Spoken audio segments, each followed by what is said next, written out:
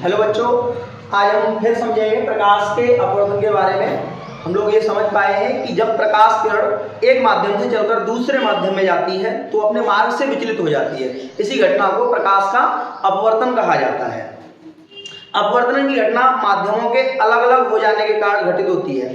यहाँ पे हम लोग देख सकते हैं कि प्रकाश किरण को हमने तीन डिफरेंट माध्यमों में से गुजारा है और वहां पे प्रकाश का अपवर्तन दिखाया गया है। हमने माना कि पहला माध्यम वायु है, प्रकाश किरण वायु से चलकर दूसरे माध्यम जल में जा रही है। वायु में प्रकाश किरण का आपतन कोण आई और अपवर्तित होकर ये जल में गई तो जल में प्रकाश किरण का अपवर्तन कोण आर है। जल के बाद ये पुनः कांच में गई है, कांच में जल में इसका आपतन कोण आर था, कांच में इसका अपवर्तन कोण आर डैश है।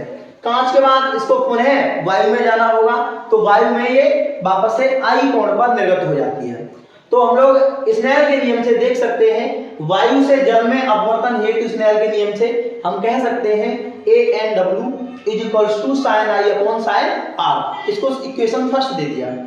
जल से कांच में जाएगी, सेकंड अपवर्तन को देखें तो प्रकाश किरण जल से कांच में जा रही है तो जल से कांच में अपवर्तन है तो हम लोग लिख पाएंगे WNG is equals to sign R upon sign R dash, क्योंकि यहाँ आपतन कोण आर है और अपवर्तन कोण आर डैश है, इसलिए WNG हमने लिख दिया sign R upon sign R dash. समीकरण नंबर 2।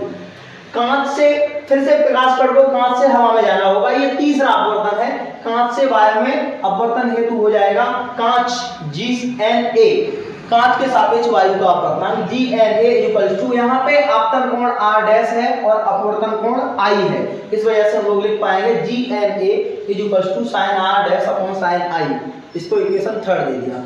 तीनों समीकरणों को हमने मल्टीप्लाई किया, तीनों समीकरणों को गुणा किया तो हमको मिल जाएगा ANW into WNG into GNA is equals to ANW की value sine I upon sign R है इंटू WNG की value sine R upon sign R dash है और GNA की value sine R dash upon sine I है। हम लोग यहाँ देख पाते हैं ये तीनों के तीनों वैल्यू एक दूसरे को कैंसल आउट कर देंगे, एक दूसरे को काट देंगे, ठीक है। तो यहाँ पे एक बचेगा तो वापस से हम लोग देखते हैं ANW WNG into GNA is equals to 1 हो जाएगा। हम लोग यहाँ पे WNG की वैल्यू को फाइंड आउट कर सकते हैं। WNG की वैल्यू को निकालना हो तो ANW GNA दोनों मल्टीप्लाई में है, उधर डिवाइड में चले जाएंगे तो WNG बराबर आ जाएगा 1 अपॉन ANW इंटू GNA। क्योंकि हम लोग कल की क्लासेज में, कल के वीडियो में हम लोगों ने ये देखा था कि 1 अपॉन के GNA इक्वल्स टू ANG होता है, तो 1 अपॉन GNA को हम लोग ANG लिख दे रहे हैं और WNG इक्वल्स टू हो जाएगा ANG अपॉन के ANW।